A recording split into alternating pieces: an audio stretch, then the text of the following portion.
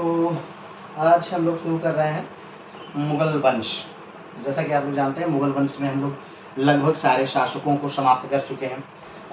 बाबर हम लोग समाप्त कर चुके हैं, हुमायूं हम लोग समाप्त कर चुके हैं, अकबर समाप्त कर चुके हैं, जहांगीर समाप्त कर चुके हैं, शाहजहां ख़त्म कर चुके हैं, औरंगजेब ख़त्म कर चुके हैं, बहादुर शाह जफर ख़त्म कर चुके हैं, बहादुर शाह जफर नहीं, बहादुर शाह समाप्त कर चुके हैं, जहांदार शाह समाप्त कर चुके हैं, फर्रुखसियर समाप्त कर चुके हैं, रफ़ीउद्दर्जत समाप्त कर चुके हैं, शाहजहां द्वितीय समाप्त कर चुके हैं, मोहम्मद शाह रंगीला समाप्त कर चुके हैं, अहमद शाह बहादुर समाप्त कर चुके हैं, आलमगीर द्वितीय समाप्त कर चुके हैं, शाहजहां तृतीय समाप्त कर चुके हैं। अभी हम लोग शुरू करने वाले हैं शाह आलम द्वितीय। जी हाँ, शाह आलम द्वितीय। आप इसका शासनकाल अगर देखेंगे तो इसका शासनकाल है 10 अक्टूबर 1760 से 19 नवंबर 1806। अगर इसे आप ध्यान से इस सन को अगर याद करिए तो ये कौन सा सन है? ये सन है बक्सर के युद्ध का सन है। यानी 1764 में जो युद्ध होता है वो बक्सर का युद्ध होता है 1764 में। और एक तरफ बक्सर के युद्ध में सेना होती है अंग्रेजों की, और दूसरी तरफ 3 संयुक्त सेनाएं हैं, बंगाल के नवाब की, अवध के नवाब की और दिल्ली के बादशाह की। ये तीनों संयुक्त सेनाओं को एक साथ अंग्रेज हराते हैं। और इस युद्ध के बाद से आप जानते हैं कि भारत में अंग्रेजों का पूरी तरह से वर्चस्व स्थापित हो गया था। हमने एक बार इस युद्ध की तुलना की थी कि खानवा के युद्ध से, कि ये युद्ध और खानवा का युद्ध सिमिलर है, जैसे कि प्लासी का युद्ध और हमने बताया था पानीपत का प्रथम युद्ध सिमिलर है। कैसे दोनों सिमिलर है? आप याद करिए कि जब पानीपत का प्रथम युद्ध होता है, पानीपत का जो प्रथम युद्ध है किससे किससे होता है? तो पानीपत का प्रथम युद्ध बाबर और इब्राहिम लोदी के साथ होता है। 1526 में पानीपत का प्रथम युद्ध किसके किसके साथ होता है? बाबर और प्लस इब्राहिम लोदी के साथ होता है। बाबर और इब्राहिम लोदी के साथ होते हैं। और पानीपत के युद्ध के साथ बाबर जो है वो अपनी पहुंच, अपना पैर भारत में रख लेता है। लेकिन हमने ये भी बताया था आपको कि भारत में सिर्फ पैर रखता है, ये भारत में पैर जमा नहीं पाता है। तो अभी पैर रखा हुआ है। पानीपत के पहले युद्ध से भारत में वो पैर रखा है, लेकिन खानवा के युद्ध के बाद, यानी राणा सांगा के युद्ध के बाद 1527 में खानवा के युद्ध के बाद जब राणा सांगा से युद्ध होता है, उसके बाद राणा सांगा इस युद्ध में हार जाते हैं और उसके बाद बाबर का पैर भारत में मजबूती से जम जाता है। यानी अब बाबर को कोई हराने, भारत से निकालने वाला नहीं है। हार तो अलग विषय है, भारत से निकालने वाला नहीं है। सेम अंग्रेजों के साथ भी वही होता है कि प्लासी के युद्ध के साथ, जो 1757 में युद्ध होता है प्लासी का,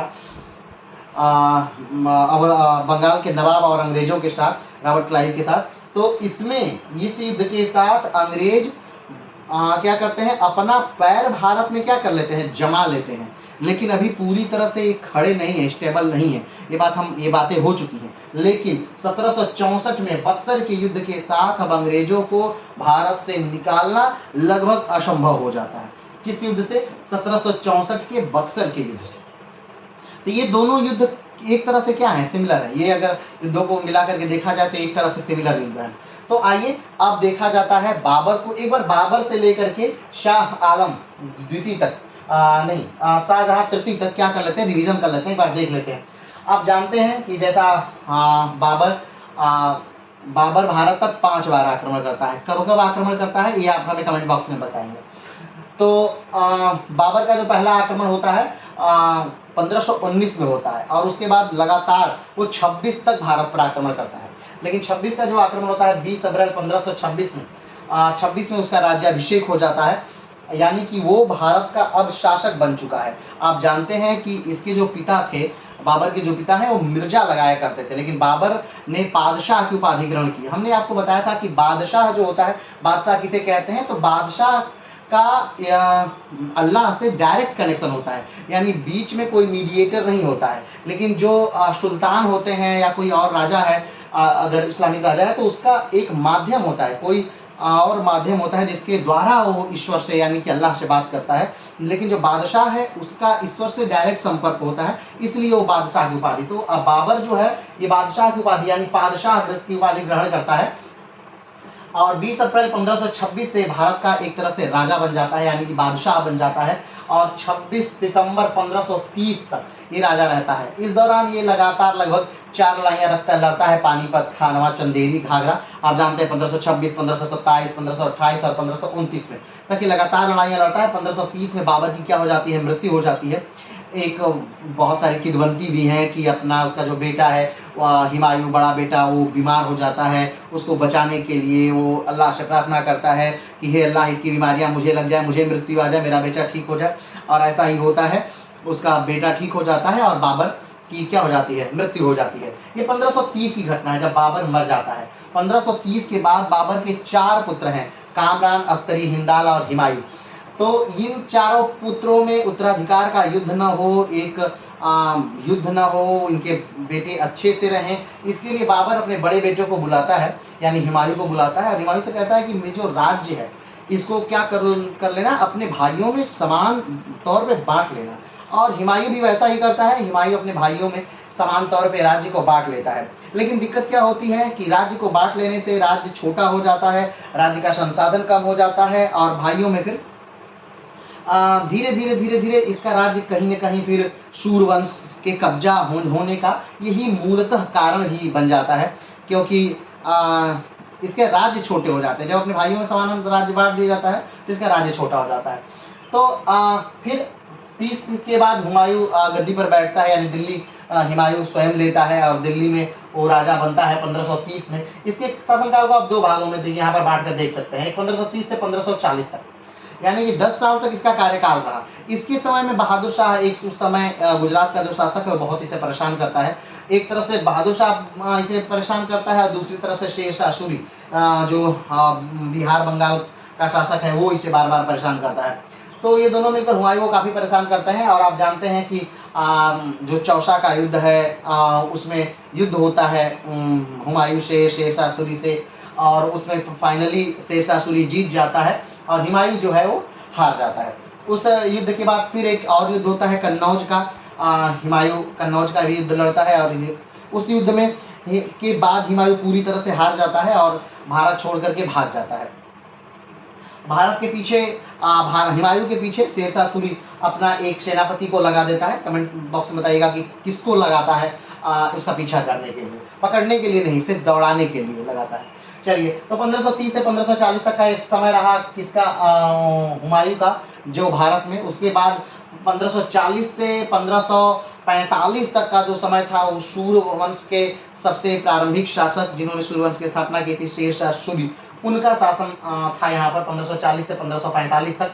और उसके बाद उनकी मृत्यु के बाद उनका जो बेटा होता है इस्लाम शाह, वो गद्दी पर बैठता है, और फिर उसकी भी मृत्यु होती है, फिर उसके वंशज गद्दी पर बैठते हैं। लेकिन सूर्यवंश शेर शाह सूरी के बाद काफ़ी कमजोर हो जाता है। इस्लाम शाह भी काफ़ी अच्छा शासक है, काफ़ी निपुण शासक है, लेकिन उसकी मृत्यु भी जल्दी हो जाती है। और उसकी मृत्यु के बाद उसके जो पुत्र होते हैं वो काफ़ी छोटे होते हैं, तो वो राज्य करने योग्य नहीं होते हैं, और फिर यहाँ पे पूरा सूर्यवंश ढह जाता है। तो 1530 से 1540 तक हुमायूं के शासन के बाद बीच में सूर्यवंश चला, और फिर उसके बाद 1555 से 1556 तक हुमायूं का शासन चला। 1556 में सरहिंद का युद्ध होता है, और उस युद्ध के बाद फिर से हुमायूं शासन सत्ता में आता है। लेकिन 1 वर्ष के बाद ही 56 में ही हुमायूं की फिर से मृत्यु हो जाती है। वो अपनी सीढ़ियों से, लाइब्रेरी की सीढ़ियों से, दीनपना की जो सीढ़ियाँ हैं दिल्ली में, वहाँ से गिर जाता है और उसी पर से गिर के मर जाता है। कहा जाता है कि वो दिन के हिसाब से, रंग के हिसाब से अपने कपड़े पहनता था कि कौन सा दिन है, तो जो दिन रहता था उसके हिसाब से वो अपने कपड़े पहनता था।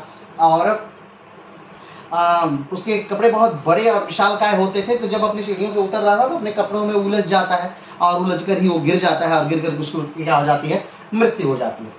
तो उसके बाद हुमायूं के बाद फिर अकबर, जब हुमायूं की मृत्यु होती है उस समय अकबर की जो उम्र होती है 13 साल कुछ महीने की होती है, और उस समय अकबर जो होता है कालानौर पंजाब में होता है। तो इधर उसकी मृत्यु हो जाती है, और इधर अकबर को एक नीम के वृक्ष के नीचे ही राजतिलक कर दिया जाता है। यानी एक घटना है 1556 की। तो 11 फरवरी 1556 में अकबर राजा बन जाता है। लेकिन अकबर के लिए ये रास्ता इतना आसान नहीं था। आसान क्यों नहीं था?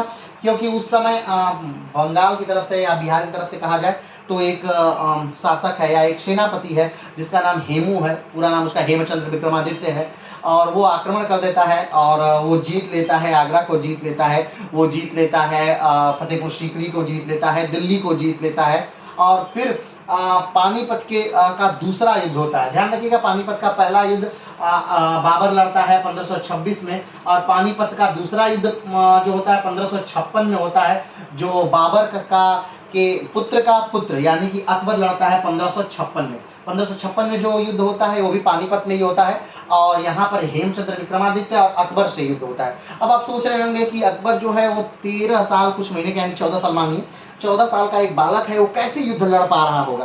तो उसका एक संरक्षक है जिसका नाम है बैरम खान। बैरम खान एक सेनापति है हुमायूं का, तो उसके संरक्षण में ये युद्ध होता है। और एक अचानक से कहा जाता है कि 22 लड़ाइयाँ लगातार हेमू जीत चुका है, और 22 लड़ाइयाँ जीतने के बाद हेमू जब यहाँ आ रहा है तो उसकी फौज बहुत ताकतवर है और वो लगातार जीतता जा रहा है।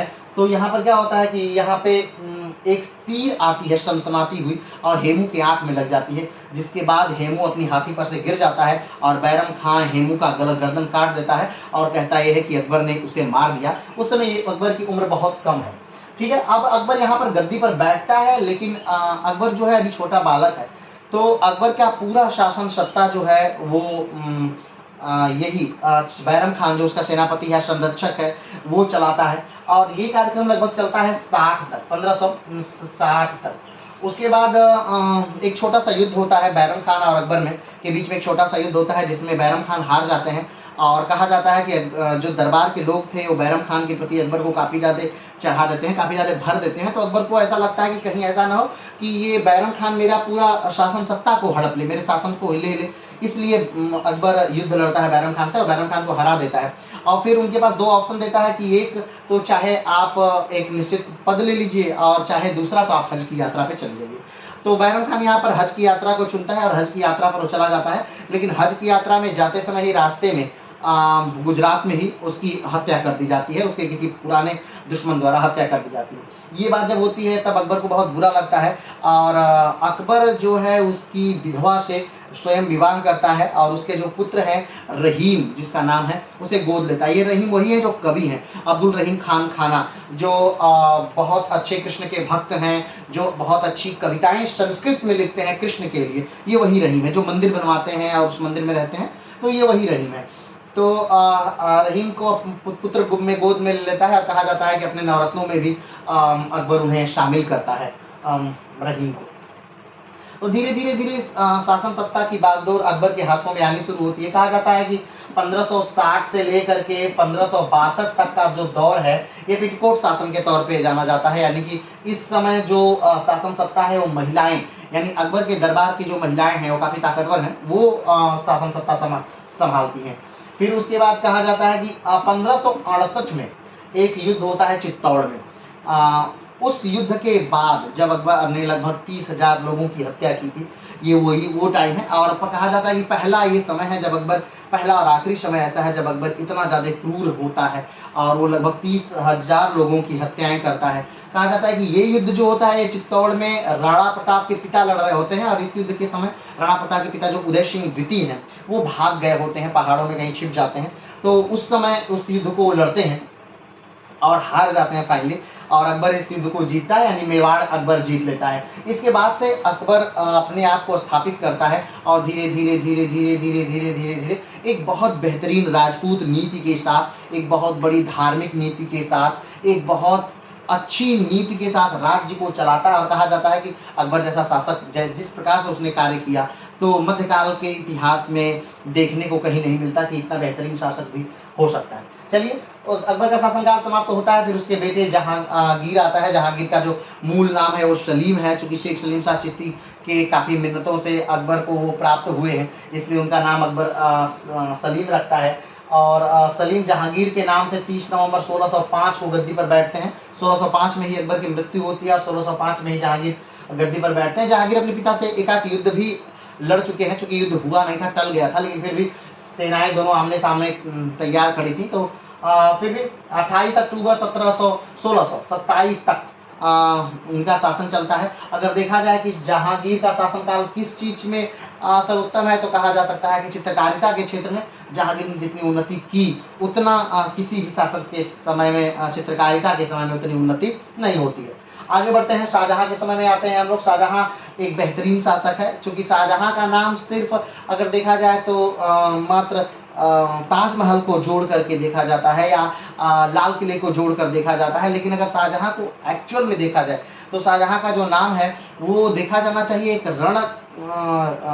नीति कुशल वो सेनापति था अपने समय में, जब उसके पिता का शासन है तो बेहतरीन मेवाड़ को जीत के वही देता है, दक्षिण भारत के कुछ रियासतों को जीत कर वही देता है, उत्तर की चीज़ों को जीत करके अपने पिता को वही देता है। कुछ समय बाद वो विद्रोह भी स्वयं कर देता है, लेकिन बाद में उसके पिता का खत उसे प्राप्त होता है कि आ जाओ, अब बहुत हो गया, अब मेरी उम्र नहीं है शासन करने की, शासन सत्ता तुम्हें ही करनी है। तो फिर वो जा करके अपने पिता से मिल लेता है। कुछ समय बाद फिर राजा ही बन जाता है, और गर्मी से बचने के लिए कहा जाता है, गर्मी से बचने के लिए जो राजधानी है वो आगरा से हटा करके दिल्ली कर दी जाती है, और दिल्ली में निर्माण होता है लाल किले का। लाल किले के बारे में हम आपको विस्तार से बता चुके हैं बहुत। लाल किले का निर्माण कराता है, ताजमहल का निर्माण कराता है। इसकी एक पत्नी है बेगम मुमताज की याद में वो ताजमहल का निर्माण कराता है, और 31 में उनकी मौत होती है, और 32 से ताजमहल का निर्माण कार्य प्रारंभ हो जाता है। फाइनली ताजमहल बन के तैयार होता है, लगभग 22 साल कहा जाता है कि ताजमहल को बनने में लगे। चलिए, यहाँ शाहजहाँ का शासनकाल समाप्त होता है। शाहजहाँ की मृत्यु के बाद, यानी मृत्यु तो नहीं हुई थी, शाहजहाँ को कैद कर लिया गया उसके अपने ही बेटे द्वारा। उसका अपना बेटा यानी कि औरंगजेब अपने भाइयों के साथ, यानी दो भाइयों और उनका सपोर्ट लेकर के औरंगजेब आक्रमण करता है और दारा के खिलाफ युद्ध की घोषणा कर देता है। उसे ऐसा लगता है कि दारा उसके जो पिता हैं, वो बीमार पिता की को बहका कर फुसला कर राज्य को हड़प लेगा, इसलिए औरंगजेब आक्रमण करता है और फाइनली वो युद्ध को जीतता है। कई युद्ध होते हैं, उस समय युद्ध को जीतता है और फाइनली युद्ध जीत लेता है। तो औरंगजेब इस प्रकार, औरंगजेब का राज्याभिषेक भी 2 बार होता है, तो औरंगजेब राजा बन जाता है, और बाद में जब औरंगजेब राजा बनता है तो अपने पिता को बंदी बना देता है, अपने भाई दारा की हत्या करके दिल्ली की गलियों में घुमाता है। और फिर उसके बाद कहा जाता है कि अपनी जो उसकी खुद की बहन है वो जहाँ आरा, वो भी वो अपने पिता के साथ रहने की इच्छा प्रकट करती है, तो उसको भी उसके पिता के साथ रहने दिया जाता है। और लेकिन औरंगजेब पूरे अपने जीवन भर बस लगातार युद्ध में ही व्यस्त रहता है, लगातार युद्ध लड़ता है, बहुत सारी नीतियाँ जो बनाई गई थी उन्हें बदलता है। कहा जाता है कि यहाँ औरंगजेब में कट्टरता आ गई थी, लेकिन अगर देखा जाए तो ये कट्टरता किस हिसाब से थी, किस हिसाब से नहीं थी, वो जब हम औरंगजेब को पढ़ा चुके हैं तो उसमें हम इसके तौर पर बता चुके हैं, वो खत्म होती है। औरंगजेब की मृत्यु के बाद उसका पुत्र जो बहादुर शाह है वो गद्दी पर बैठता है, और आप जानते हैं कि बहादुर शाह 63 वर्ष की आयु में गद्दी पर बैठता है। वो काफ़ी बूढ़ा हो चुका है और सिर्फ कुछ ही साल वो शासन कर पाता है। 1658 से आप देख रहे हैं 1658 है यहाँ पर, और 1658 में उसकी क्या हो जाती है, मृत्यु हो जाती है। औरंगजेब की मृत्यु के बाद 1707 में जब औरंगजेब की मृत्यु होती है तो 1707 में बहादुर शाह राजा बनता है 1707 में, और 1712 तक वो राज्य करता है, यानी लगभग 3 से 4-5 साल ही वो राज्य कर पाता है। उसके बाद उसका पुत्र जहांदार शाह राजा बनता है, लेकिन यहाँ से एक गंदी राजनीति शुरू हो जाती है। यानी वहाँ पर जब ऐसा नियम ही है कह लीजिए शासन सत्ता का, कि जब एक व्यक्ति कमज़ोर होता है तो दूसरा व्यक्ति ऑटोमेटिकली ताकतवर होने लगता है। यहाँ पर राजा कमज़ोर हो रहे हैं और राजा की जगह जो उनके मंत्री हैं, प्रधानमंत्री हैं, वो ताकतवर होते चले जा रहे हैं। तो यहाँ पर वो ताकतवर हो गए हैं और अब बदलने का दौर प्रारंभ होता है। जहांदार शाह जब राजा बन जाता है तो उसके बाद फर्रुखसियर जाता है और इलाहाबाद के जो 2 भाई हैं उनकी सहायता लेता है, और उसके बाद वो राजा बनता है। कुछ दिन बाद फर्रुखसियर को भी हटा दिया जाता है, फिर रफ़ी-उद-दर्जत को राजा बनाया जाता है, फिर उसे भी मार दिया जाता है। फिर शाहजहाँ द्वितीय यानी रफ़ी-उद-दौला को राजा बनाया जाता है, उसे भी मार दिया जाता है। उसके बाद मोहम्मद शाह को राजा बनाया जाता है उन्हीं मंत्रियों द्वारा, लेकिन मोहम्मद शाह यहाँ नहीं चाल चलते हैं। मोहम्मद शाह उन दोनों भाइयों को मरवा देते हैं, यानी उन मंत्रियों को मरवा देते हैं। उसके बाद मोहम्मद शाह काफ़ी अच्छा राज्य करते हैं, लेकिन दिक्कत ये होती है कि उनका जो ध्यान है वो विकास में है, वो संगीत में है, और संगीत को काफ़ी ज़्यादा तवज्जो देते हैं। संगीत उनके समय में काफ़ी ज़्यादा बढ़ी है। अगर आज हम घरानों से पूछें कि उनकी जो विकास है वो किस राजा के शासनकाल में हुआ है, तो कहा जा सकता है कि मोहम्मद शाह के शासनकाल में ही उनका ज़्यादातर क्या हुआ है, विकास हुआ है। इनके शासन, इनके लंबे शासन काल के दौरान काल के बाद फिर राजा अहमद शाह बहादुर बनते हैं। अहमद शाह बहादुर के बाद फिर आलमगीर द्वितीय, फिर शाह आलम तृतीय, यहाँ तक मुगलों का शासनकाल बड़े आराम से चलता है। इनके बाद फिर मंत्रियों का यानी कि दौर प्रारंभ ही रहता है, लेकिन फिर अब शाह आलम से मंत्रियों का दौर खत्म और अंग्रेजों का दौर प्रारंभ होता है। यानी शाह आलम युद्ध लड़ते हैं। हमने बताया कि 1764 में ये युद्ध लड़ेंगे अंग्रेजों के विरोध में और वहाँ पर ये हार जाएंगे। और उसके बाद जो बादशाह की जो पदवी है, बादशाह की जो ताकत है, वो सब कुछ मात्र एक पेंशनधारी के तौर पर रख दी जाती है, छोड़ दी जाती है। ये पूरा शासन सत्ता क्या हो जाती है, समाप्त होती है शाह आलम के बाद। तो शाह आलम से अंग्रेज पूरी तरह से हावी हो गए हैं भारतीय महाद्वीपीय पटल पर। और इनके बाद दो और शासक राज करेंगे, अकबर शाह द्वितीय और बहादुर शाह। बहादुर शाह की तो आप जानते हैं, बहादुर शाह की मृत्यु हो जाती है 1857 के बाद। उनको भेज दिया जाता है रंगून की जेल में और वहीं पर उनकी मृत्यु हो जाती है। 19 नवंबर 1807 से 18 सितंबर 1837 तक राज करते हैं अकबर शाह द्वितीय। तो यहाँ पर जो शाह आलम द्वितीय हैं, इन्होंने कई तरह की चीज़ों को देखा। क्या देखा? सबसे इम्पोर्टेंट बात कि इनके पास जब युद्ध होता है 1764 में तो कोई ताकत नहीं है, ये बस लड़ते हैं। लेकिन इनके पास एक्चुअल जो ताकत है वो मात्र है अवध के नवाब के पास। बंगाल के नवाब के पास भी कोई ताकत नहीं है और इनके पास भी कोई ताकत नहीं है। बस एक्चुअल ताकत है किसके पास? अवध के नवाब के पास। तो लगभग एक तरफ का युद्ध होता है और इसके बाद जो संधि होती है अंग्रेजों से 1764-65 में होती है, जिसे इलाहाबाद की संधि के नाम से हम जानते हैं। इलाहाबाद की संधि 1765 में हो जाती है और फाइनली यहाँ पर पूरा मुगलिया सल्तनत जो 1526 से प्रारंभ हुआ था, आकर के अब अंग्रेजों के सामने झुक जाता है। आपको याद होगा कि मुगल काल में जो आखिरी शासन सत्ता है, जो ताकतवर शासन सत्ता है औरंगजेब के हाथ में, वो औरंगजेब से एक बार अंग्रेज लड़े हैं और औरंगजेब से लड़कर जब अंग्रेज हारते हैं तो कहा जाता है कि दरबार में लौटते हुए उसके दूत औरंगजेब के दरबार में आते हैं और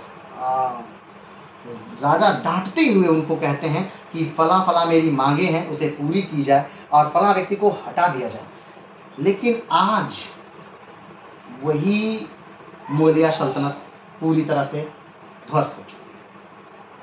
तो ये पूरा मुगलिया सल्तनत का एक प्रोफार्मा था और अगली वीडियो में हम शुरू करेंगे शाह आलम द्वितीय, इनका शासनकाल, किस प्रकार से शाह आलम द्वितीय ने अपने आप को स्थापित किया, किस प्रकार से उन्होंने अंग्रेजों से युद्ध किया, किस प्रकार से अंग्रेजों को स्थापित करने में उन्होंने मदद किया। तो ये वीडियो कैसा लगा इसे बताइएगा। धन्यवाद।